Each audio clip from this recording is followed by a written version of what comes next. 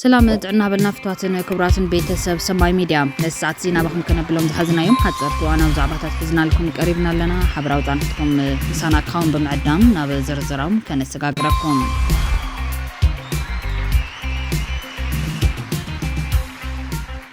منغستي فيدرال تخصي كفيتو قبل الحوحات سابزوزو حدش مقلت افليتوم وشتاو تغال عينتنا بمنكاين محاسن لاوننا نربارب كبل ودب حزباوي ويان حرنة تقراي يوم حزباوي ويان حرنة تقراي نغنياتو تودب إلون جزاو محدار تقراي نزكايروم تخاتلت مدرخات مدلاو فتم تعامتات ملكيتو بزحلو فملختيم زو مدرخات بوانا نتابت كام حزب قاتمنا زول حدقا هلونا تخرت جيروم مزد تايمن مدلا مرة راح تقراي نزا حدقا زمتن قالسيك قبر بمردان موسان انتزازي ممعلو كبل قاليتو لام مسارت زون هلونا نحن محاس كابزغون يخون اوان لعليك قالسنا كانت انا خراب زحات المدرخ نركب زولة تودب إذا قال سزعوات توصانا عام زغنا هزبنا تساتفلون انتونا المخان بمجنزاون بمنقصاص ملات هزب كايد كله كابهم تسبيس جبر كفتمو وسينام يوم كل حبي رولام اتوم باب مالو كم هزب زقطمنا حدقاتات اللون بدينا كم هزب زغصلنا له مشطر سالا ستم حدنتنا ودابنا يزبلا ودب هزباوي وين حرنت تقراي ملختوم إذ فلت صلاة دما حدنت هزبنا بمشرشار نمسكوان زفحسو زلو شرحتات بوان بمشان داقم زنصلال زلو قلو عكينات برحوق نترفل خنتات كنفت طريق باك بلا ورهلا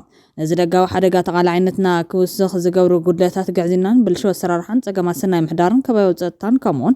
نجونسايد ورار سيوم استفترو محبرات ضوء تقامات زقاللون عرس مركوسا مسرت زقورون عمامات كنفتصم يقباك ولدما غنزيبوم تودب ملختو ببدرجو زفتصمو بلشو السرارحاتاتن قاعدينان كمون سقات زتا هزبنا زغون تقوارات كاب عين هزب زخول سلازيله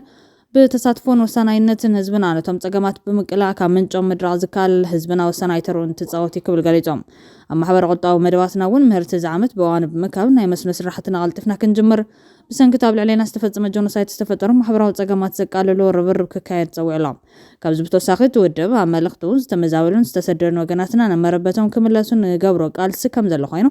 اب ماخلات معقابن مسز بتتصنبيرامن ابز خف من نوابرو زنورون زلو وغناتنا كم تزمصانا يمدغافنا خنقصل امدبات تمرتن طعنان تخرت كيرنا كنعمم عم بزفقدون ايداغ منص سراحتنا كنوغن يقبايلو بمصرز وشتاو تقال عينتنا زوسخ صقامات قطفنا بملاين بمقلالن تخرتنا بتعبي بهروا جنرانا زغنا محاسل وننا لالا مريتنا نكون يقباد مايلوم منغست ኢትዮጵያ ላላ መሬትና ቦምብራር ህዝብና ሓራከ ይወጽ ዝተመዛበሉን ዝተሰደሉን አመረበቶም ከይምለሱ በመግባር ዝጀመረው ጆኖሳይድ ቀጽሊ ዘለ ውድሕ ውሓት ካብ ዝሓሊፉን ስምዕ ፕሪቶሪያ ብምጥሓስ ኣብ ልዕሊ ትግራይ ብቐጥታን ብዝወደቦም ዕጡቃትን ተኽሱ ከፊቱ በጀት ቆሪጹ ኣብ ልዕሊ ትካላት ሰምትን ፋይናንስን ትግራይ ዘይሕጋዊ እገዳ ብምግባር ህዝቢ ትግራይ ንምስኳን ኩሎም መልክዓት ጆኖሳይድ ይፍጽም ዘሎ ክብል ሓቢሮም ብሓፈሻ መንግስቲ ኢትዮጵያ ንስምዕ ፕሪቶሪያ በግልጽ ጥሒሱ ኣብ ልዕሊ ትግራይ ዳግማይ ደማዊ ኩናት ኣብ ምትኽታኽ ተጸሚዱ ይርከብ ክብል ዝገለጸት ውድብ نمحاس بيراو هلونا حزب تግራይት በብጉጅለ ብሔራዊ ክሕደት ክበታተን ዓቕሚ ክሰነን ተገይሩ ዝነበረ ስትራቴጂካዊ ዓቕምታት መኸተ ትግራይ ዳግም ብሓባር ይትልምን ኩነታት ሓቢሩ ይግምግምን ኣሎ ክብል ድማ ኣረጋጊጾም መላ ህዝብና ጎንዞም ስትራቴጂካዊ ዓቕምታት መኸተ ማለት እውን መሪሕ ውድብ ህወሓት ሰራዊት ትግራይን ጊዜያዊ ምሕዳርን ረቢቡ ከም ቀደሙ ቃልሱ ብምጥንኻር ንምሓስ ህልውና ናብ ዝግበር ዘሎ ቃልሲ ወሳናይ እጃም ክዋፃእ ከነዘኻኽር ንፈቱ ክብል ፃውዒት ቀሪቡሎ ህዝባዊ ወያነ ሓርነት ትግራይ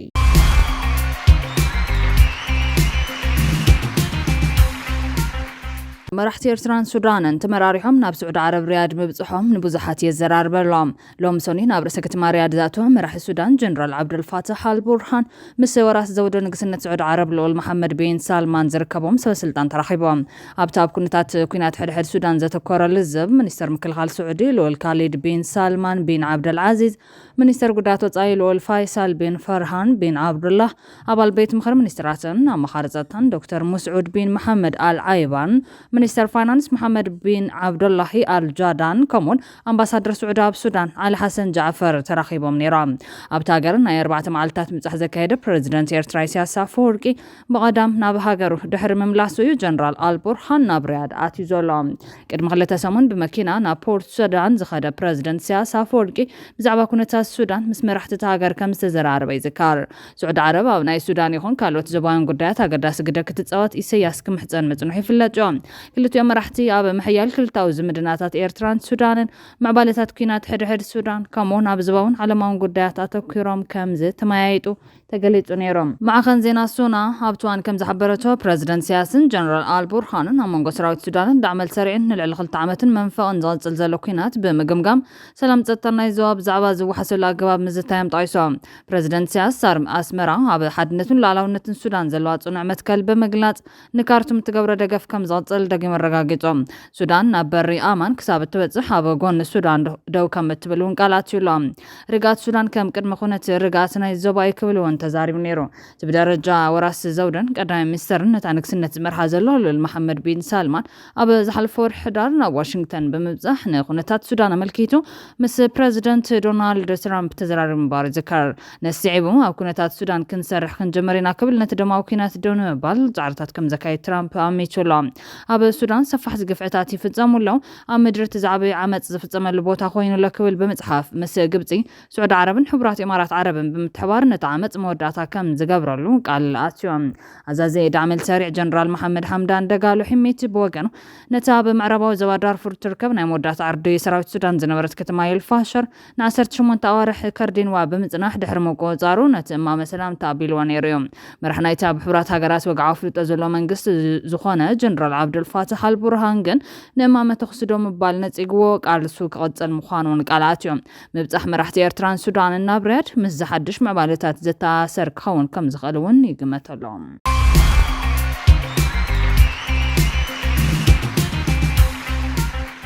አደገኛ ሸርሕ ብልጽግና ኣብ ከባቢ ጸለምቲ ከም ዝተጀመረ ተሰሚዖም። ምምሕዳር ብልጽግና ኣምሓራ ንወረዳታት ጸለምቲ ዳግም ናብ መግዛእቱ የእትውዎ ኣለዎ። ኣብያተ ትምህርቲ ብቋንቋ ኣምሓርኛ ትምህርቲ ክባ ምስ መከላከያ ኢትዮጵያን በዓል ሻለቃ ሓዱሽ ዝመርሕዎም ዕጡቓት ተጋሩን ፍቓድን ድጋፍን ተዋሂብዎም ምዝገባ ጀሚሮም ኣለው ተባሂሎም። ናብ ቤቶም ተመሊሶም ዝነበሩ ምልሻታትን ወረዳታት ቤቶምን ስድራምን ገዲፎም ዳግም ይመዛበሉ ኣለዎም። ብርክት ዝበሉ ምልሻታት እውን ዕጥቆምን ብሓይልን ማሰርትን ተመንጢሎም ቅዋምኩም እንተዘይቀይርኩም ህይወትኩም እውን ኣብ ኢድና ይበሃሉ ከም ዘለው ይዝግለጽ ዘሎ። ህዝቢ ዓባይ ጸለምቲ ድሕሪ ጽንተታዊ ኩናት ካብ ማዕዲ ትምህርቲ ርሒቑ ዛጌት ስሩዕ ከይዲ ምምሃር ምስትምሃር ካብ ዘይረክብ ዘሎ ህዝቢ ሓደ እዩ። ካብ ዞባ ምዕራብ ትግራይ ከተማ ማይጋባ ዝተበገሰ ሰራዊት ኢትዮጵያ ናብ በረኻታት ዋልድባ ኣትዩ ኣብቲ ቦታ ኣብ ስራሕቲ ምእላይ ወርቂ ዝተዋፈሩ 3 ወርቀኛታት ተጋሩ ቀቲሎም ምንባር ይዝከር። እዚ መከላከያ ብዞባ ምዕራብ ማይጋባ ናብ ዞባ ሰሜናዊ ምዕራብ ትግራይ መሬት ጸለምቲ ምስጋር ማለት እቶም ተከዘዘብ ዝበሃሉ ናይ ኣምሓራ ዕጡቓት እውን ንህዝቢ ጸለምቲ ኣትዮም ከበሳብሱ በሪ ዝኸፍት ተባሂሉሎ። እቲ ካብ ዝሓለፈ 2 ሰሙናት ነዘ ራይ ፖሊስ ተባሃለሉ ምንቅስቃስ ሰራዊት ኢትዮጵያ ብከቢድ ደረጃ መካናይዝድን ኣጽዋራትን ዝተሓገዘ ከም ዝኾነ እዮም ፍልፍላት ካብ ተኸባቢ ዝሕብሮም። ዝሓደገኛ ዝተባሃለሉ ምዕባለ ህወሓትን ብልጽግናን ኣብ ዝተፈላለየ ናይ ኩናት ቃላት ኣብ ዝኣትውሉ ወቅቲ ምስቲ ምዃኑ ብዙሓት ትግራይ ዳግማይ ናብ ኩናት ከይተኣቱ ዘሎም ስጋት እናገለጹ እዮም ዝርከቡ።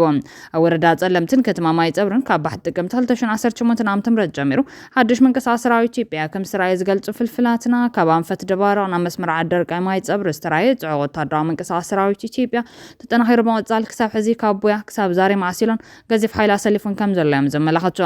ብተወሳኺ ድማ ኣብ ጣብያታት ማይ ኣንበሳን ማይ ዓይንን ክንቆጥ ዝተገበረ ሰራዊት ምክልኻል ኢትዮጵያ ዝነቀጠሉ ከባቢ ብምስፋሕ ኣብ መስመር ማይ ኣንበሳ ክሳብ ሰቆጣ ኣብ ማይ ዓይኒ ድማ ክሳብ እምባ ማድረን ሃይዳን ተዘርጊሑ ከም ዝርከብ ዘመልክት ትፍልፍል። ኣብዛ ጣብያ ዝርከብን ማእኸል መዕቆቢ ስደተኛታት ኤርትራ ዝነበረን ቦታ ሕዚ ወታደራት ኢትዮጵያ ዓሪዶምሉ ከም ዘለውን ብርክት ዝበሉ ወታደራት ኢትዮጵያ ኣብ ወረዳ ላዕላይ ጸለምቲ ከተማ ዲማ ተራጊፎም ምህላዎምን የመለኽት እዩ።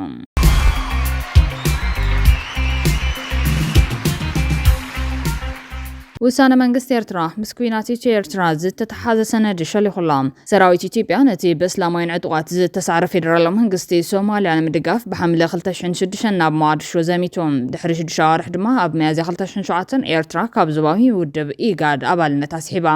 ኤርትራን ውሳነ ኣብ ዘፍለጠሉ ደብዳቤ ነቲ ትካል ወራር ኢትዮጵያ ኣብ ልዕሊ ሶማልያ ብስቕታ ይድግፈሎ ክትብል ከሲሳ ከም ውፅኢት ድማ ንልዕሊ 16 ዓመታት ካብ ትካል ዓርሳ ኣግሊላ ጸኒሓ እያ። ሕዚ ድሕሪ ዳርጋ 20 ዓመታት ተማሳሊ ውሳነ ወሲዳላ መንግስቲ ኤርትራ ብዓርቢ 12 ታሕሳስ 2025 ኢጋድ ሕጋዊ ግዴቱ ክፍጽም ከም ዘይካለ ገሊጻ። ኤርትራ መግለጽያን ኢትዮጵያ እኳ እንተዘይተቐሰት እቲ ኣብ መንጎ ኣዲስ ኣበባን ኣስመራን ዘሎ ዘይምርድዳቕ ቀንዲ ምኽንያት ናይዚ ውሳነ ክኸውን ይኽእል ይብል ኣብ ኢጋድ ተመራማሪ ሰላም ጸጥታን ዶክተር ቃላብ ታደሰ። ዋና ቤት ጽሕፈቱ ኣብ ጅቡቲ ዝኾነ ኢጋድ ኣብቲ ዞባ ብተደጋጋሚ ዘጋጥም ድርቅን ካልኦት ተፈጥራዊ ሓደጋታትን ንምክልኻል ኣብ 1986 ተመስሪቱ ኢጋድ ኣብ 1998 ኣብ ኣዲስ ኣበባ ድሕሪ ሓፈሻዊ ጉባኤ ድሕሪ ምክያዱ ይትሕዝ ዘሎ ትካላዊ መልክዕ ሒዙ ዘሎ ኢጋድ ትኩረት ገይሩ ካብ መንጎ ዝሰርሖም ዓውድታት ድማ ጉዳያት ሰላም ፀጥታን ሃገራት ትዞባ ከምኡውን ቁጠባ ምትሕብባርን ዞባዊ ውህደትን እዮም ኢጋድ ከም ዞባዊ ትካል ዝመስረታ ቀዳሞት ኣባላት ሃገራት ኢትዮጵያ ጅቡቲ ኬንያ ሶማሊያ ሱዳንን ኡጋንዳን እየን ኤርትራ ከም ሃገር ምስተመስረተት ድማ ብ1993 እያ ናብ ትካል ተፀምቢራ ቅድሚ 15 ዓመታት ናጽ ሃገር ዝኾነት ደቡብ ሱዳን ድሒራ ሻምነይቲ ኣባል ሃገር ኮይና ኤርትራ ንመጀመርታ ግዜ ካብ ኢጋድ ክትወፅእ ዝደረኻ ጉዳይ ምስ ምትእታው ኢትዮጵያ ኣብ ሶማልያ ዝተኣሰሪ ነይሩ ሕብረት እስላማዊ ኣብያተ ፍርዲ ሶማልያ ዝተባሃለ ዕጡቕ ጉጅለ ኣብ ሰነ 2006 ብዘካየዶ ቁልጡፍ ወታደራዊ ወፍሪ ንርእሰ ከተማ ሶማልያ ሞቃዲሾ ተቋፂሩ ነይሩ እቲ ጉጅለ ነቲ ሽዑ ኣብ ስልጣን ዝነበረ መሰጋገር መንግስቲ ሶማልያ ሃዲሙ ናብ ከተማ ባይዶዋ ክጓዓዝ ኣገዲድዎ እዩ እቲ ጉጅለ ኣብ ልዕሊ ኢትዮጵያ ዘለዎ ጽላእት ብወግዕ ምስ ምግላጹ ብዝተተሓዘ ብቀዳማይ ሚኒስትር ነበር መለስ ዜናዊ ዝምራሕ ዝነበረ መንግስቲ ኢትዮጵያ ነቲ መሰጋገር መንግስቲ ናብ ስልጣን ንምምላስ ሰራዊት ናብ ሶማልያ ክሰድድ ከም ዝደረኾ ይግለጽ እዩ እዚ ብመንግስቲ ኢትዮጵያ ዝተወሰደ ኣካታዕ ስጉምቲ ካብ ሶማልያውያን ተቃውሞ ገጢሞም ውፅኢት ናይ ስጉምቲ ክሳብ ሕዚ ኣካታዕ እዩ ተኾነ ግን ሰራዊት ኢትዮጵያ ናብ ሶማልያ ምሳተወ ድሕሪ 5 ኣዋርሕ እቲ መሰጋገር መንግስቲ ናብ ሞቃዲሾ ክምለስ ክኢሉ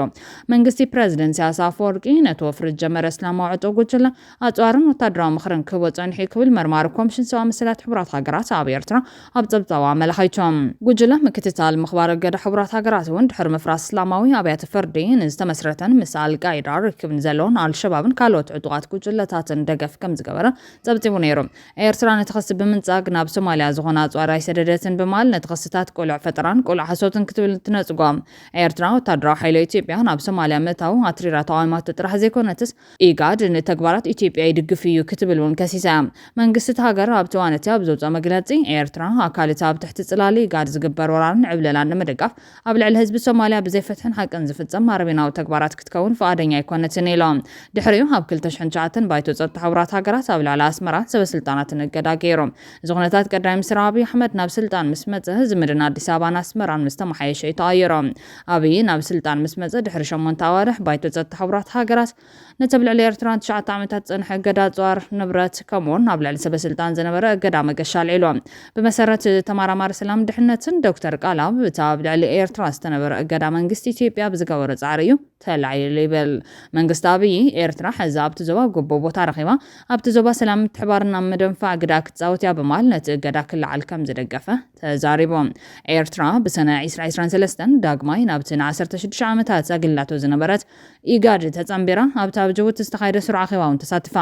ይኹን እምበር እዚ ውሳነ ካብ 2 ዓመት ንላዕሊ ፀንሐን ሕዚ ድማ ዳግማይ ካብ ኣባልነት ኢጋድ ከም ዝወፀት ኣፍሊጣላ ኤርትራን ውሳነ ኣብ ዘፍለጠትሉ መግለፂ ትትካል ካብ 2005 ጀሚሩ ኣብ ልዕሊ ዕላማ ዝተገብረ ኣባል ሃገራት ብፍላይ ኤርትራ ንዝወሰዱ ስጉምታት ከም መሳርሒ ጎዳኢ እጃም ከም ዝተዋስአ ከዚሳያ ብተወሳኺ ዳርጋ ቅድሚ 20 ዓመታት ብሰንኪ ዘይግቡእ ተግባራት ካብ ኣባልነት ከም ዝተሰሓበት ኣዘኻኺራ ኣብ 2023 ናብ ኣባልነት ክትምለስን ከላ ትትካል ጠለባት ጽገና ኤርትራ ከም ዝቐበልን ሕሉፍ ታሪኹ ክርምን ተስፋ ብምግባር ከም ዝነበረ ብምጥቃስ ትዝሕዘን ግን ኢጋድ ካብ ሕጋዊ ግዴታቱ ምዝንባል ቀፂሉ በዚ ድማ ኣገዳስነቱን ሕጋዊ መሰሉን ኣዳኺሙ ኢላ ብተወሳኺ ትትካል ንኣባላቱ ዝኾነ ርኡይ ስትራቴጂካዊ ኣገዳስነት ስለ ዘይብሉን ኣብቲ ዝዋ ምርግጋዕ ከምፅእ ብዘይምኻሉ ናይፋ በዚ ምክንያት ካብ ኣባልነት ትካል ክትስሕብ ተገዲዳ ኣላ ኢጋድ ድሕሪ ውሳነ ኤርትራ ብዝወፅኦ መግለፂ በቲ ውሳነ ከም ዝሓዘነ ገሊጹ እዩ ይኹን እምበር ኤርትራ ኣብ ሰነ 2023 ዳግማይ ናብቲ ዝዋ ውድብ ካብ ትኣቱ እንድሕር ኣብ ኣኼባታት መደባት ወይ ንጥፈታት ኢጋድ ከም ዘይተሳተፈት ገሊጾም ኣብ ዝዋን እዚ ንነብሱ ንሃናፂ ርክባት ድልው ብምግባር ትዕግስትን ሰናይ ድሌትን ከርኢ ፀኒሑ ኢሎም እቲ ዞባዊ ውድብ ወሲኹ ኤርትራ ብዛዕባ ትካላዊ ወይ ፖሊሲ ጽገና ዝምልከት ጭቡጥ ውጥን ወይ ድማ ርክብ ከይገበረት ካብ ኣባልነት ክትወፅእ ከም ዝወሰነት ሓቢሮም ኣብ ኢጋድ መጽናዕቲ ዝገበረ ዶክተር ቃላብ ኢጋድ ብመንጽር ረብሓታት ኣስመራ እንታይ ከም ዘይሰርሐ ክዛረብ ዝኽእል መንግስቲ ኤርትራ ይብማል ብዛዕባ እዚ ኣብቲ መግለፂ ብዝርዝር ከም ዘይተጠዋሰ ይሕበር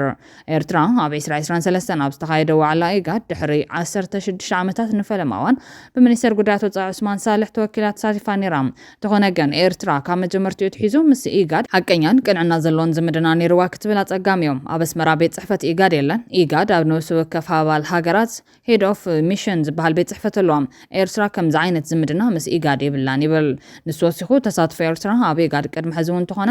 ድልድል ኣይነበረን ይብል ኤርትራ ኣብ ኢጋድ ብምሉእ ልባትያ እዚ ዕላማ ኢጋድ እዩ ኣብ ዞባዊ ልምዓት ሰላም ጸጥታን ለውጢ ክሊማ ዞባዊ ውህደት ሓቢረ ክሰርሕ የላ ይትፈልጥን ብምባል ተሳትፎ ኣስመራ ኣብዚ ዝተመርኮሰ ከም ዘይነበረ ይገልጹ እዮም በዚ መንጽር ኤርትራ ትሕዝ ወሰደቶ ውሳነ ኣብ ኢጋድ ዕቱብን ስትራቴጂካውን ተገዳስነት ዘንጸባርቕ ኣይኮነን ዝብል ገምጋም ከም ዘሎ ተተማራማሪ ሰላም ጸጥታን ገሊጾም ጉዳይ ኢጋድን ኤርትራን ወትሮ ምስ ኢትዮጵያ ዝተኣሰረ ነይሩ ዝበለ ዶክተር ቃላብ እዚ ሕዚ ወሰደቶ ውሳነ ምስ ኣዲስ ኣበባ ዝተኣሰረ ከም ዘይኸውን እውን የመልክት ኤርትራ ብሚኒስትር ጉዳያት ወጻኢ ኢትዮጵያ ነበር ወርቅነህ ገበዮ ካብ ዝምራሕ ኢጋድ ክትወጽእ ውሳነ ዘፍለጠትሉ እዋን ምስ ኣዲስ ኣበባ ዘሎ ርክባት ኣብ ዝሓርፈፈሉ እዋን እዩ እቲ ደማዊ ኩናት ትግራይ ዘብቅዕ ስምምዕ ፕሪቶርያ ካብ ዝፍረም ድሓር ዝሓርፈፈ ዝምድና ኣዲስ ኣበባን ኣስመራን ካብ 2023 ጀሚሩ መንግስቲ ቀዳማይ ሚኒስትር ኣብይ ኣፍ ደገ ባሕሪ ንምርካብ ድሌት ከም ዘለዎ ኣብ ዝገልጸሉ ዘለዋን ዲፕሎማስያዊ ዝምድናን ሓርፊፍ እዮም ቀዳማይ ሚኒስትር ኣብይ ኢትዮጵያ ቅድሚ 30 ዓመታት ዝተፈጸመ ጌጋ ክብል ዝገለጾ ኢትዮጵያ ኣፍ ደገ ባሕሪ ዘይብላ ሃገር ምዃና ጉዳይ ህልውና ከም ዝኾነ ይዝገልጽ